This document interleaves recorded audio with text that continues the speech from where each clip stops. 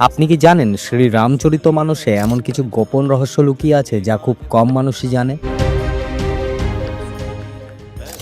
রাম রাবণের যুদ্ধের পর যখন ভগবান শ্রীরাম বিজয়ী হন, তখন স্বর্গের রাজা ইন্দ্রদেব আনন্দে বানর সেনার ওপর অমৃত বর্ষণ করেন।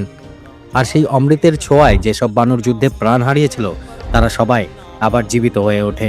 যখন হনুমানজি প্রথমবার লঙ্কা পৌঁছান, তখন তার সাক্ষাৎ লঙ্কিনীর সঙ্গে নয়, বরং কাল অর্থাৎ মৃত্যুর দেবতার সঙ্গে হয়েছিল।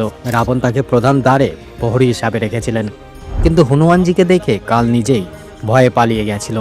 এই দৃশ্য দেখে মা পার্বতী ভগবান শিবকে জিজ্ঞেস করলেন, হে নাথ, তাহলে কি হনুমানজি কালের থেকেও শক্তিশালী? তখন শিবজি হেসে বললেন, হে উমা, এ হনুমানের নয়, এ প্রভুর মহিমা, যিনি নিজ প্রতাপে কালকেও গ্রাস করেন। কিন্তু এখানে মহাদেব কিছু লুকোচ্ছিলেন। কি লুকোচ্ছিলেন মহাদেব? জানার জন্যে সাবস্ক্রাইব করুন আমাদের চ্যানেলটি।